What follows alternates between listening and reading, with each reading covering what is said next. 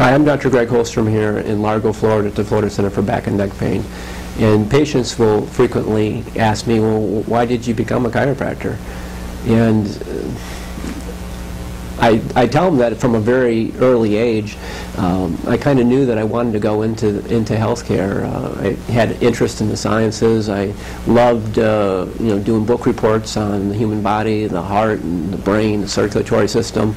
And when we had our choice of doing a book report, that would be always something that I would navigate to. But even more importantly, as a young child, my father's a chiropractic physician, and so is my grandfather. And I have several aunts and uncles and cousins and so forth. And I'd come home from school, and I had to walk through the waiting room to get to the back portion of the office. And frequently, as I come through the waiting room, there would be a patient that was waiting in the waiting room to come back in, and they say, "Aren't you the doctor's son?" And I would say, "Yeah." I'm not sure if I was in trouble or not for something or another. Usually not the case, but.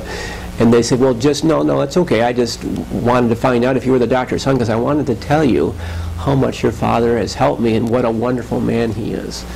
And he is indeed a wonderful man, but chiropractors in general who do great jobs for people will frequently have great outcomes, and we produce a lot of very happy people, because we oftentimes have people who come in who've been to multiple doctors, multiple types of specialties, and haven't been able to be helped.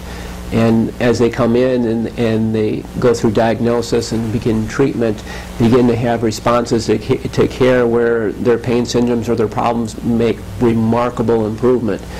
And as a doctor, that is tremendously rewarding, because when you have the successful outcomes and you really want to help people, to hear them say that they're doing well and thank you so much is worth a tremendous amount, and it's fun. It makes practice fun. So I had an interesting case once, and this always excites me when I talk about chiropractic and what we can do. And she had come in, and we had done the history and the physical, and we got a lot of thorough information from her. And she had a chest wall problem, which wound up being a problem with her rib cage. Anyways, when she was being in the treatment room, she had turned over on the table, and she says, "Wait a minute." I said, "Well, what's wrong?" She goes, "Oh, it's my vertigo." I said, "What do you mean vertigo? You never, I just interviewed you for a half hour, 45 minutes. You never told me about your vertigo." And she says, "Well, you can't help me." And I said, "Well, did you know that I'm also a neurologist?" And she says, "No." And I told her a little bit about the neurology program and the residency I'd done. And so she says, "Well, I still don't think you can help me, because I've been to Shands, and I've been to Mount Sinai, and I've been to Mayo Clinic, and they told me the only thing I can do to help with this vertigo is to take meclizine, or anti-dizziness medication.